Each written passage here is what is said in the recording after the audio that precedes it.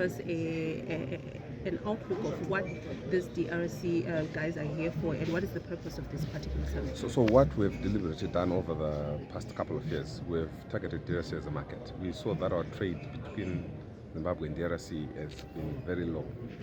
And if you look at history, I think we've got good political relations. I think we go a long way, but we want those political relations to now have a dollar value to them.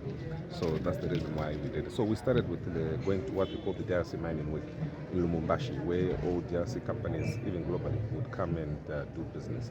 But what we then figured out is we then needed to make sure that we go into DRC mainly focusing on our Zimbabwean companies for them to exploit the opportunities that are there.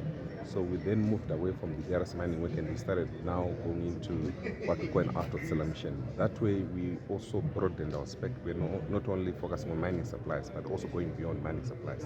So we took companies in the clothing sector, safety wear, FMCG, furniture, etc., just to mention a few, even to the poles, because they're also having a huge electricity drive to electrify the country. So we took them there.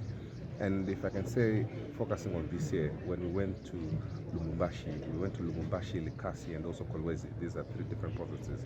We managed to generate deals worth about 8 million for starters. So what happens is when companies go, they engage. When they engage, there are deals that are still there and there. But there are follow-ups that are then made to make sure that some leads then turn into deals.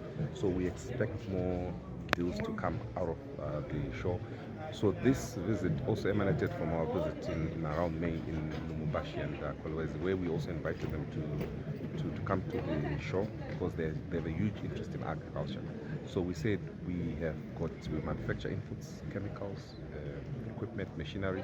We also have services that we offer in terms of station, etc. So all those you can see them at one stop shop when you attend the show. So that's why they are here, and we told and they appreciate it, and we believe out of this a number of business opportunities are going to be exploited by the individual companies. We understand that the DRC officials were extending an invitation to Zimbabwe to come and trade. What is your response to that? No, definitely. Already the good thing is business is happening. What happened here is they then saw that we are really serious and we are manufacturers of big products. So a number of companies are actually going to go back to DRC to make sure that they tap into those opportunities, especially in the agricultural sector and also agricultural machinery. Yeah. Okay. Mr. Majuru, I just wanted to find out how do you comment on the value of trade between the 2 countries? So the value of trade, honestly, is low compared to the overall import figure for DRC. But that in itself also presents an opportunity. As much as it's a challenge, but it presents an opportunity for our companies to tap into the vast opportunities that are there.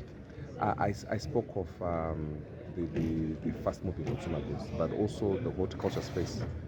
There's a lot that we can do and export to DRC, the likes of tomatoes, cabbages, even our mashed sugar snappies, lettuce, and blueberries. That is in demand there. And also, if you look at the clothing side, safety wear, they've got a lot of mines, and some of our safety wear producing companies have already tapped into that market. We've got a company called Simba that manufactures safety shoes, and already they're exporting to DRC. So there's massive opportunity to turn around that figure to something that can become economic and viable when you do business. Okay.